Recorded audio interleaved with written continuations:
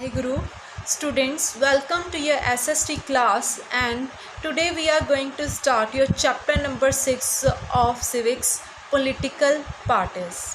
You have learned that in the arena of democratic politics, political parties work as a vehicle for the federal sharing of political power and as a negotiators of the social divisions. In this chapter, beta, you will learn about the nature and working of the political parties in our countries. Now the question is, why do we need political parties? Why do we need political parties? First of all, let us understand political parties. Okay, political party, that what is political party? Let me tell you a definition. A political party is a group of people who come together to participate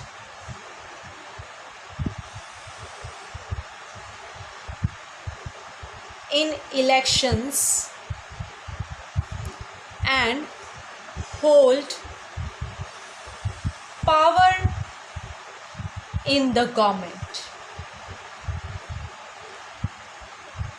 Definition is in very simple words, and I hope you understand the definition, that a group of people come together, they make a group to participate in elections. Okay, they make a group and they participate in election. If they win the election, they make their government. Okay, if they lose, even then political party remain in power. Clear beta? They agree on some policies and programs for the society with a view to promote the collective good. Parties reflect beta fundamental political division in the society.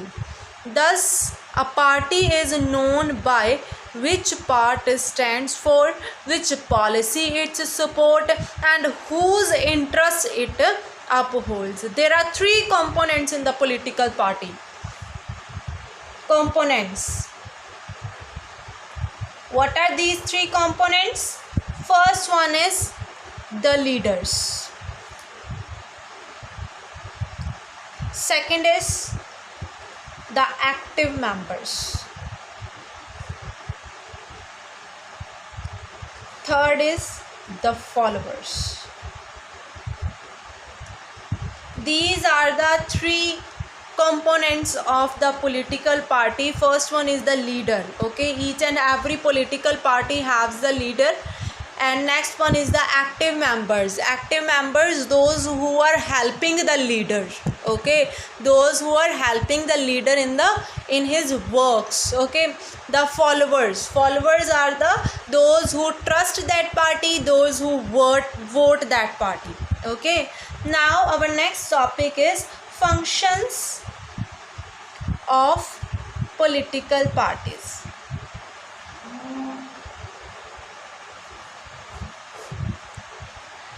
Political parties fill beta political offices and exercise political powers. Parties do so by performing a number of functions. What are these functions? First function is to participate in election. Okay, means parties contest elections. This is the first function. Second is parties put forward different policies and programs and the voters choose for them. Okay, what is the second policy? To put forward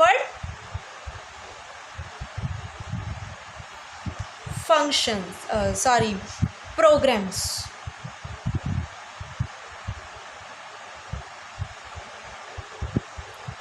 Programs and policies. Third function is that they are playing a decisive role. Okay, parties play a decisive role in making laws for the country. Okay, for making laws in our country, if any law is passed, that is passed with the by the political parties in the Lok Sabha. Then next is form government. Yes, political parties form and run the government. Next, those parties better that lose in the election, they plays a role of opposition. Means role of opposition. Can everybody win? No, everybody cannot win. So those parties that lose in election, they play the role of opposition to the parties in the power by voicing different views, criticizing the government for its failure or the wrong policies. Next, sixth is it shapes the public opinion. Okay, we are living in a democratic country, we are having our own opinions, so they try to fulfill our opinions. Okay, they provide shape to our opinion. Next, the last point is parties provide people access to the government machinery and welfare schemes which are implemented by the government. Access to the welfare scheme.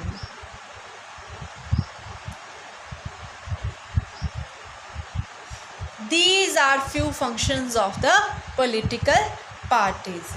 Next is the necessity of political parties.